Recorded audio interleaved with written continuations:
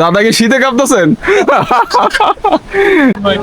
চিপা একটা রাস্তা দিয়ে উঠতেছে। এই যে বাঙালিদের এই অভ্যাসটা ভালো লাগে না, যে সব জায়গায় কি আপনার নাম লিখে দিতে হবে আর এইসব লিখে দিতে হবে। এই যে এই হচ্ছিল পাকা তেঁতুল। তোমার নাম কি? নুংম। ওর কাছ থেকে নিলাম, বেসিক্যালি হচ্ছিল 10 টাকা করে বিক্রি করে। তো আমি আসলে লোভ সামলাতে পারিনি।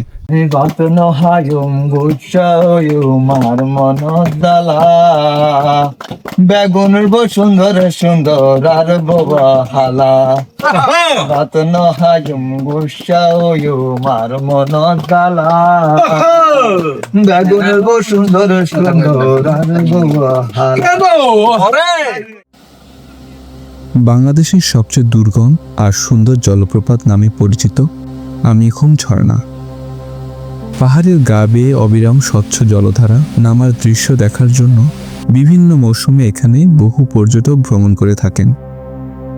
বন্ধুরা, গত পর্বে আমি নাফাখুম ঝর্ণা ভ্রমণ নিয়ে বিস্তারিত একটা ধারণা দেওয়ার চেষ্টা করেছি। তাই আমিয়াখুম ঝর্ণার ভিডিওটি শুরু করার আগে নাফাখুম ঝর্ণা ভ্রমণের ভিডিওটি দেখে আসতে পারেন। তাহলে এই ভ্রমণ গল্পে যাবতীয় তথ্য পেয়ে যাবেন। আজ যেহেতু নাফাখুম হয়ে আমিয়াখুম ঝর্ণার উদ্দেশ্যে যাব, তাই এই পথের দারুণ সব দৃশ্য এবং কিছু অদেখা সৌন্দর্য দেখানোর চেষ্টা করব। এছাড়াও আমিয়াখুম ঝর্ণা ভ্রমণ সম্পর্কে বিস্তারিত একটা ধারণা পেয়ে যাবেন এই ভিডিওটিতে। তাহলে চলুন কথা না বাড়িয়ে একসাথে ঘুরে আসি বুনো আমিয়াখুম ঝর্ণা থেকে।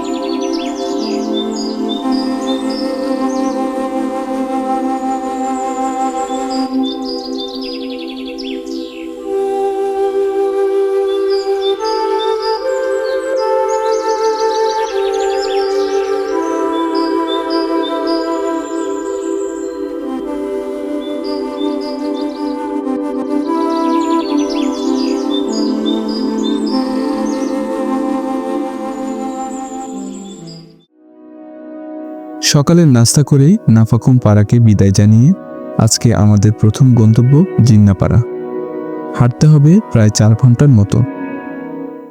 আসসালামু আলাইকুম, কি অবস্থা আপনাদের? আশা করি ভালো আছেন। নাফাখুম আমিয়াখুমের দ্বিতীয় পর্বে আপনাদের স্বাগতম। আমি আজকে যাচ্ছি আমিয়াখুমের উদ্দেশ্যে। তো আগামীকালকে আমিয়াখুম ঝর্ণাতে যাব, আজকে জিন্নাপাড়া পর্যন্ত যাব। এই ভিডিওতে সম্পূর্ণ একটা ডিটেলস দেখানোর চেষ্টা করব। আর গত পর্বে আমি অলরেডি নাফাখুম সম্পর্কে আপনাদেরকে একটা ধারণা দিয়েছি। রেমাক্রি খাল ধরে আমাদের যাত্রাপথ। পাহাড়ি পথের আসল সৌন্দর্য দেখা মিলে এই পথে। শীত মৌসুমে খালের স্বচ্ছ পানি দেখে মন জুড়াবে। চারিদিকে অফুরান সবুজের সমারোহ, প্রাকৃতিক সৌন্দর্যের এক জীবন্ত ক্যানভাস। অনেকটা রাস্তা হেঁটে এসেছি, এখন একটা জঙ্গলের ভিতর দিয়ে যাচ্ছি। তো এখানে আসলে অবশ্যই একটা জিনিস মাথায় রাখবেন যে হাঁটার পথ কিন্তু একটু বেশি, তো চেষ্টা করবেন হলো একটু দ্রুত হাঁটার জন্য, তাহলে দিনের আলো থাকতে থাকতেই জিন্নাপাড়াতে যায় পৌঁছতে পারবেন। আর এছাড়া আপনারা যদি চিন্তা করেন যে আজকের মধ্যেই আমিয়াখুম যাবেন, তাহলে সেই ক্ষেত্রে খুবই সকালে রওনা দিতে হবে। খানিকটা দূর যাওয়ার পর গ্রুপ থেকে কিছুক্ষণ বিরতি দেওয়া হয়। আয়োজন করা হয় চায়ের। এছাড়াও গ্রুপের অনেকেই খালের স্বচ্ছ পানিতে গোসল সেরে নেয়। শান্ত এই প্রকৃতির অপার্থিব সৌন্দর্য যেন এখানের সময়কে থমকে দেয়। পাহাড়ের কোলে জড়িয়ে থাকা এই নিস্তব্ধ প্রকৃতি মনকে করে তোলে নির্মল। ঘণ্টাখানেক বিরতির পর আবারও হাঁটা শুরু করি। তো এই পাহাড়ি পথ আসলে যেমন দারুণ, তেমনি কিন্তু আবার ভয়ঙ্কর। তো মনে হচ্ছিল যে একটা ভুলের কারণে হয়তোবা যে কোনো ধরনের বিপদ হতে পারে। তো আপনারা যারা আসবেন অবশ্যই এইসব বিষয়গুলো মাথায় রাখবেন। এখন রেমাক্রি যে খাল, এটা কিন্তু দারুণ দেখা যাচ্ছে সূর্যের আলো পড়ে। আর পানির কালার কিন্তু চমৎকার। পাহাড়ের যতই গভীরে যাচ্ছি এর বুনো মুগ্ধতায় বিমোহিত হচ্ছে। কিছুক্ষণ পরপর পাথরের রাস্তার সংকীর্ণ পথ পাড়ি দিচ্ছি। কখনো দেখা মিলছে বিশাল পাথরের বোল্ডার, কখনো আবার কর্দমাক্ত রাস্তা। পায়ের নিচে পাথরে মাটি, হাতের ডানে বায়ে উঁচু ঘাস আগাছা। কি দারুণ একটা জায়গা! এই জায়গাটা এত জোস, আসলে বলে বোঝাতে পারবো না। চমৎকার একটা জায়গা আছি, পিছনে তো দেখতে পারলেন চমৎকার রকমের সুন্দর একটা জায়গা। অমিয়াখুম ট্রেলে আসলে আসলে এরকম সৌন্দর্য দেখা যায়। তো এই জায়গা থেকে বড় বড় বোল্ডার গুলো দেখা যায়, আর পিছনের যে স্বচ্ছ পানিগুলো সেগুলো একদম পুরো স্পষ্ট। এখানকার হচ্ছে হলো স্পেশালিটি হচ্ছে হলো বোল্ডার গুলোই, আর দারুণ একটা জায়গা। তো আপনারা যদি আসেন এখানে একটু সময় কাটাতে পারেন। এই পথে বেশ কয়েকবার হাঁটু সমান পানি মারিয়ে রেমাক্রি খাল পার হতে হয়। এ যেন অ্যাডভেঞ্চারে পরিপূর্ণ যাত্রাপথ। নাফাখুম থেকে জিন্নাপাড়ার রাস্তাটা আমার বেশ পছন্দের। এখানে নেই কোনো পাহাড় চড়ার তাড়া, নেই কোনো ক্লান্তি। এই পথটা আমি বেশ উপভোগ করি।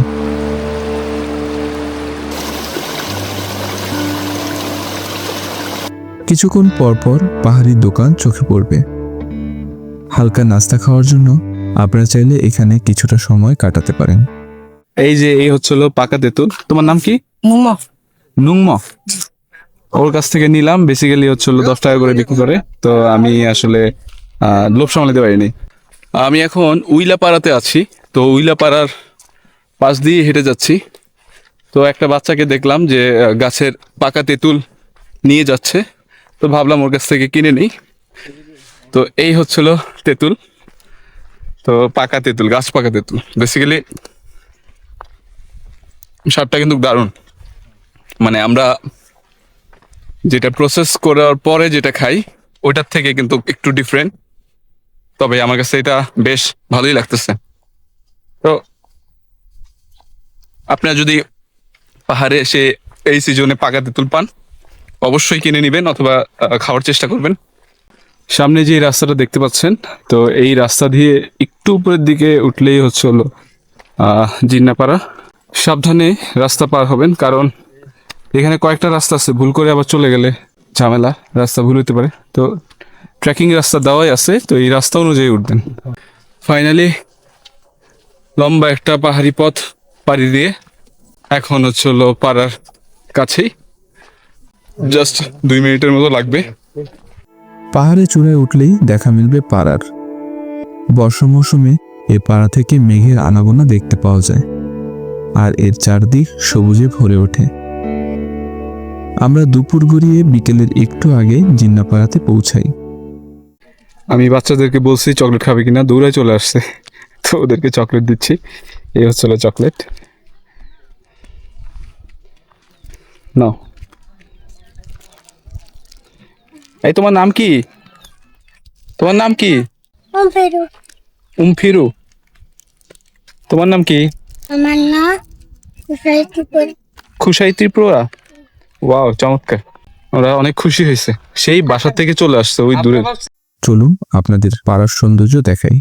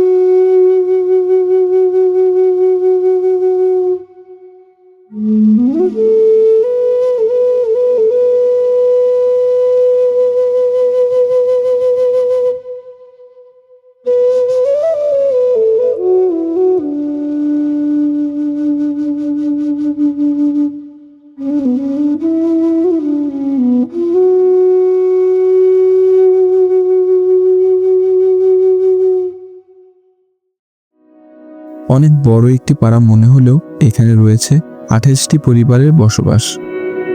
এটি একটি ত্রিপুরা পাড়া। এখানকার শিশুরা সদা হাস্যোজ্জ্বল। পাড়াতে এসে দুপুরের খাওয়া দাওয়া করে কিছুক্ষণ রেস্ট নেই। সবাই মিলে গরম গরম কফি খাচ্ছি। এখানে আছে দাদা। দাদা আপনার নামটা কি জানো? সাধু ত্রিপুরা। সাধু ত্রিপুরা। হ্যাঁ। আচ্ছা, আর এটা হচ্ছিল জয়দা। জয়দা কিন্তু খুবই ভালো মানুষ। শাহিন। শাহিন, শাহিন ত্রিপুরা। আপনি কি গাইড নাকি? না গাইড না। না, এ গ্রামে থাকে। ও আচ্ছা আচ্ছা, গ্রামে থাকে আর। আচ্ছা, সবাই মিলে যে এইরকম আমরা কফি খাচ্ছি। সন্ধ্যায় কফি খেয়ে রাতে মেতে উঠি গানের আড্ডায়। যদি হতো আমি পাখির মতো উড়ে উড়ে বেড়াই সারাক্ষণ। বাত নহায়ুম গুচ্ছায়ুমার মন দালা বেগুনের বসুন্ধর সুন্দর আর বাবা হালা বাত নহায়ুম গুচ্ছায়ুমার মন দালা বেগুনের বসুন্ধর সুন্দর আর বাবা হালা। গ্রুপ থেকে রাতের খাবার হিসেবে মুরগির মাংস, আলু ভর্তা, ডালের আয়োজন করা হয়। খাওয়া দাওয়া করে আজকে তাড়াতাড়ি ঘুমিয়ে পড়ব, আগামীকাল খুব ভোরে উঠতে হবে। শুভ সকাল। আজকে খুব সকালে ঘুম থেকে উঠেছি। চারিদিকে ঘন কুয়াশা। আজকে আমাদের গন্তব্য আমি এখন ঝর্ণা। সকালে ফ্রেশ হয়ে গ্রুপের সকলে মিলে রওনা দেই ঝর্ণার উদ্দেশ্যে। জিন্নাপাড়ার খুব কাছে বিজিবি ক্যাম্পের অবস্থান, তাই গ্রুপের সবাই খুব সাবধানে রাস্তাটা পার হলো। আসসালামু আলাইকুম, শুভ সকাল। কেমন আছেন আপনারা? আশা করি সকলেই ভালো আছেন। নতুন একটা দিনে স্বাগতম। আজকে আমার গন্তব্য অমিয়াখুম, তাই খুব সকালে বেরিয়ে পড়েছি। আর গ্রুপের সবাই অলরেডি হাঁটা দিয়ে দিয়েছে। তো আজকে আমাদের লম্বা একটা ট্রেকিং করতে হবে। অনেকটা উপরে উঠে গেছি, এখন ঘন কুয়াশার মধ্যে দিয়ে যাচ্ছি। কিছু দূর যাওয়ার পর লম্বা একটা পাহাড়ি পথ পাড়ি দিতে হবে। পাহাড়ে ওঠা দারুণ কষ্টের। সামনে দেখতে পাচ্ছেন কুয়াশায় ঢাকা পুরো পাহাড়। আর এখন সূর্য ওঠে নাই, বাজে 6:30টার মতো। বিশাল বড় একটা পাহাড় পাড়ি দিলাম। হেঁটে হেঁটে অনেকটা দূর চলে এসেছি, আর এখন সামনের দিকে আগাচ্ছি। আমি এখন যেতে মোটামুটি প্রায় 2.5 ঘন্টার কাছাকাছি লাগবে। তো পাহাড়ি রাস্তা 2.5 ঘন্টা মানে কিন্তু অনেক। আর এখানে যদি আপনারা আসেন অবশ্যই ছোট একটা ব্যাগ ক্যারি করার চেষ্টা করবেন, কারণ ভারী ব্যাগটা হচ্ছিল পাড়াতে রেখে এসেছি, জিন্না পাড়াতে। আর ছোট ব্যাগে হচ্ছিল আপনাদের প্রয়োজনীয় যে জিনিসপত্রগুলো আছে সেগুলো নিয়ে আসবেন। ঘন কুয়াশার আড়ালে প্রথম সূর্যের আলো দেখতে পেলাম। পাতার ফাঁকে সূর্য আমাদের স্বাগত জানাচ্ছে। কি মনোরম সে দৃশ্য, যেন প্রকৃতির নিজ হাতে আঁকা জীবন্ত ছবি। জঙ্গলের মাঝ দিয়ে হাঁটতেছি, ঠান্ডা ফিল হচ্ছে। এতক্ষণ কুয়াশাতেও এত ঠান্ডা লাগে নাই যেটা এখন লাগতেছে, কারণ চারিদিকে গাছপালায় পরিপূর্ণ। ট্রেকিং জুতা যদি ভালো না হয় তাহলে কিন্তু আপনার হাঁটাটা মুশকিল হয়ে যাবে। গতকালকে আমার ট্রেকিং জুতাটা চুরি হয়ে গেছে, তো আমি আমাদের যে হোস্ট ছিল তার জুতাটা ম্যানেজ করেছি। তো এইখানে আসলে ভাবতে পারি নাই যে পাহাড়ে এসে এরকম জুতা হারিয়ে ফেলবো। তো এই টাইমটা আসলে অনেক কষ্টের, কারণ পাহাড়ে আসলে জুতা দিয়ে কেউ হেল্প করতে চায় না। খুবই গুরুত্বপূর্ণ একটা বিষয়, জুতা যদি ভালো না হয় তাহলে পাহাড় ট্রেকিং করাটা ডিফিকাল্ট হয়ে যায়। কিছু দূর যাওয়ার পর দেখা মিলল দেবতা পাহাড়ের। আমি এখন দেবতা পাহাড়ে আছি। তো এই দেবতা পাহাড় থেকেই হলো নিচের দিকে নামলেই অমিয়াখুম। আর চমৎকার একটা ভিউ দেখা যাচ্ছে আশেপাশে, মেঘে একদম পুরা চাদরে ঢেকে আছে চারপাশটা। এখান থেকে মূলত হলো নামতে হবে প্রায় 30 থেকে 40 মিনিটের মতো নামা লাগবে। তো আপনাদের হাতে যদি লাঠি থাকে বা ট্রেকিং পোল থাকে, ট্রেকিং পোল নিয়ে নামতে পারেন। তো আপনারা যদি দেবতা পাহাড় আসেন অবশ্যই সাবধানতা অবলম্বন করবেন, কারণ এটা অনেক খাড়া একটা পাহাড়। চারপাশে মেঘের ভেলা, যতদূর চোখ যায় শুধু সাদা মেঘ। মনোমুগ্ধকর দৃশ্য। দেবতা পাহাড়ে আসলে এইরকম মেঘের ফেলা দেখতে পারবেন, তবে অবশ্যই সকালের দিকে রওনা দিতে হবে। দেবতা পাহাড়ের পুরো পথটাই খাড়া। একটা অসাবধানতা ডেকে আনতে পারে মৃত্যু। অনেকটা পথ নিচে নেমেছি, আরও নিচে নামতে হবে। এটা একটা রিস্কি, যদিও অনেকেই হয়তোবা যারা এসেছেন জানেন যে দেবতা পাহাড় আসলে অনেক কষ্টের একটা ট্রেকিং, কারণ এখানে সাপোর্ট না থাকলে আসলে ট্রেকিং করাটা ডিফিকাল্ট। আর আপনারা অবশ্যই সাথে ট্রেকিং পোল অথবা বাঁশ রাখবেন, যে চিকন বাঁশগুলো থাকে, তো এটা দিয়ে সাপোর্ট পাওয়া যায়। আমি এখন বাঁশের একটা সাপোর্ট ধরে নিচে নামার চেষ্টা করতেছি। এই জায়গাটা একটু খাড়া বেশি, আর হলো এখানে যারা গাইড আছেন তারা মূলত এরকম বাঁশের ব্যবস্থা করে দিয়েছে। তো এখানে আসলে ধরার মতো কিছু নাই, না ধরে আসলে ওঠাটা অনেক রিস্ক। এই হলো পুরা রাস্তা, আর সামনে দেখা যাচ্ছে বিশাল পাহাড়গুলো, আর এটার উপরেই কিন্তু হলো সাকাহাফং আর একটু সামনে। তো অনেকে এই সময়টাতে সাকাহাফং সামিট করে থাকে। এখানে যে সিঁড়ির ব্যবস্থা করা আছে, তো ইজিলি এরকম পার হওয়া যায়। অন্যান্য জায়গায় আসলে করা উচিত, কারণ ওই জায়গাগুলোতে আসলে দরকার আসলে আমি মনে করি, কারণ অনেক রিস্কি ওই জায়গাগুলো। তো ট্রেকিংয়ের ফিল তখন আর থাকবে না যদিও, তারপরও মানুষের জীবনের নিরাপত্তা আগে, পরে হলো সৌন্দর্য। অনেক কষ্ট করে দেবতা পাহাড় পাড়ি দেওয়ার পর দেখতে পেলাম একজন গাইড দাদা খুম থেকে ধরা মাছ বারবিকিউ করছে। বিষয়টা আমার কাছে দারুণ লেগেছে। বড় কি কালবাউস মাছ পেয়েছে একটা, এই হলো মাছ, আর এটাকে বারবিকিউ করা হচ্ছে। তো যাই হোক, দাদা জাল নিয়ে আসছে, জাল দিয়ে তারপরে মাছ ধরেছে। তো আপনারা যদি আসেন তাহলে যারা গাইড থাকবে তাদেরকে বলতে পারেন যে অমিয়া খুমের মাছ খাওয়া যায় কিনা, বললে কি দাদা ব্যবস্থা করে দেন।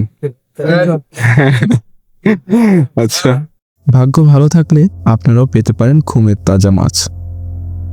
এখন প্রথমে আমরা চলে যাব ভেলাখুমের উদ্দেশ্যে। আমি এখন ভেলাখুমের দিকে যাচ্ছি। তো ভেলাখুম হয়ে তারপরে হলো অমিয়া খুমে যাব, কারণ ভেলাখুমের এই রাস্তাটা হলো মানে একটু অপোজিট সাইডে, মানে উল্টা পাশে। এত পরিমাণ স্বচ্ছ পানি, চমৎকার। পানির কালার দেখলেই মাথা নষ্ট। এখানে হলো ভেলাগুলো পাওয়া যায়, জনপ্রতি হলো 100 টাকা করে নেয়। আমি এখন ভেলাখুমে আছি। তো চমৎকার, পানির কালার আসলে মারাত্মক রকমের সুন্দর। আর ভেলাখুমের যাত্রাটা আসলে বেশি না, খুবই অল্প যাত্রা। আর এখানে হলো ভেলা চড়লে 100 টাকা করে লাগে। দুপাশে বিশাল পাহাড়, আর মাঝখান দিয়ে ভেলাখুম। পাহাড়ের ফাঁক দিয়ে নেমে আসা শান্ত জলধারা, নরম আলো আর চারপাশের নিস্তব্ধতা মিলিয়ে জায়গাটা যেন হঠাৎ করে সময়কে থামিয়ে দেয়। ভেলাখুমের শেষ প্রান্ত পর্যন্ত গেলে দেখা যাবে ছোট একটি ক্যাসকেডের। এই জায়গাটা হলো ভেলাখুমের আর কি শেষ। তো আমরা এখন উপরের দিকে উঠবো, চিপা একটা রাস্তা দিয়ে উঠতেছি। এখান থেকে একটু উপরের দিকে উঠলেই দেখা মিলবে নাইক্ষং মুখের। চারিদিকে বিশাল বড় বড় পাথরের বোল্ডার, সেই বোল্ডারে আশ্রয় পড়ছে ছোট ছোট ক্যাসকেড। চারপাশের অপার্থিব সৌন্দর্যে মুগ্ধ হতে বাধ্য হবেন। এমন মুহূর্তে সকল ক্লান্তি নিমিষেই গায়েব হয়ে যাবে। আপনারা চাইলে এখানে লম্বা একটা সময় কাটিয়ে দিতে পারেন। জঙ্গলের মধ্যে দিয়ে যাচ্ছি আবার ফেরত। তো এখন আবার ভেলাখুম হয়ে অমিয়াখুমের দিকে যাব। নাইক্ষং মুখের এই জায়গাটা আপনারা আসলে অবশ্যই সময় কাটাবেন, চমৎকার কিছু মুহূর্ত কাটাবেন। আমার কাছে দারুণ লেগেছে। দাদাকে শীতে কাঁপতেছেন। নাইক্ষং মুখের সৌন্দর্য দেখা শেষে আমরা চলে গেলাম আমাদের পরবর্তী গন্তব্য সাতভাই খুমে। মূলত আমিয়াখুমের পাশ দিয়ে সাতভাই খুমে যাওয়া লাগে। কিছু দূর নিচে নামার পর এখানে ভেলার জন্য অপেক্ষা করতে হয়। এখানে আপনারা আসলে অবশ্যই ভেলা নিয়ে পুরো জায়গাটা ঘুরে দেখার চেষ্টা করবেন। আর ভেলা ভাড়া নেয় হলো 150 টাকা করে জনপ্রতি। সাতভাই খুমের ভেলার পথটা তুলনামূলক একটু বেশি হওয়ায় এর সৌন্দর্য বেশি উপভোগ করা যায়। দারুণ একটা জায়গা। আপনারা যদি কখনো আসেন, এইরকম একটা প্রকৃতি, এটা আপনারা উপভোগ করার চেষ্টা করবেন। এখানের পানির রং দেখলে মনের অজান্তেই ভালো লাগে কাজ করবে। কি দারুণ এই যাত্রাপথ! আসলে এর রূপের বর্ণনা আমার কাছে নেই। বিকেলে আলো আধারেই পুরো পরিবেশটা চমৎকারভাবে সজ্জিত হয়েছে। প্রকৃতি যেন তার পুরো সৌন্দর্য এখানে ঢেলে দিয়ে আরো রোমাঞ্চকর করে তুলেছে। জোস একটা জায়গায় আছে, পিছনে হলো পানির কালার দেখতে পাচ্ছেন আপনারা, নীলাভ সবুজ, চমৎকার। আর এত স্বচ্ছ, একদম নিচ পর্যন্ত দেখা যায় পানির। এখানে প্রচুর পরিমাণে মাছও পাওয়া যায়। আর সাতভাইখুম কিন্তু অনেক দূরের একটা পথ, যেমন ভেলাখুম কিন্তু অল্প ছিল, সাতভাইখুম একটু বেশি জায়গা নিয়ে, মানে অনেকটা যাওয়া লাগতেছে, আবার এটা আবার ফেরতও আসা লাগবে, তো এটার একটু সময় লাগে। তো হাতে সময় নিয়ে আসবেন। ভেলা দিয়ে আমাদের একটা পয়েন্টে নামিয়ে দেওয়া হলো। ভেলা থেকে নামার পর দেখা মিলল বিশাল পাহাড়ের। ভঙ্গুর পাহাড়ের পাশ দিয়ে যাওয়ার সময় একটা আদিম প্রকৃতির অনুভূতি হচ্ছিল। সব পাহাড় এগুলো সব ভেঙে ভেঙে পড়ে গেছে, আর আমাদের দেশের পাহাড়গুলো আসলে অতটা মজবুত না। যাওয়ার সময় স্থানীয় পাহাড়িদের দেখা মিলল। তেমাকরি খালের মাছ ও শামুক ধরে জীবিকা নির্বাহের জন্য পাহাড়িরা এখানে অক্লান্ত পরিশ্রম করে থাকেন। আরও কিছু দূর যাওয়ার পর দেখা মিলল বিশাল বিশাল বোল্ডারের। বিশাল পাথরগুলো জড়াজড়ি করে আছে যুগ যুগান্তর ধরে। কি অদ্ভুত সব দৃশ্য দেখছি, নিজের চোখকে বিশ্বাস করাতে কষ্ট হচ্ছিল এমন সৌন্দর্য বাংলাদেশেও রয়েছে। মনোমুগ্ধকর দৃশ্যে বিমোহিত হচ্ছিলাম। তো আপনারা এই জায়গাটা আসলে অবশ্যই সময় কাটাবেন আর সুন্দর কিছু মুহূর্ত কাটাবেন। খানিকটা সময় এখানে কাটিয়ে ভেলাতে করে চলে গেলাম আমিয়খুম ঝর্ণায়। চলুন আপনাদের আমিয়খুম ঝর্ণার সৌন্দর্য দেখাই।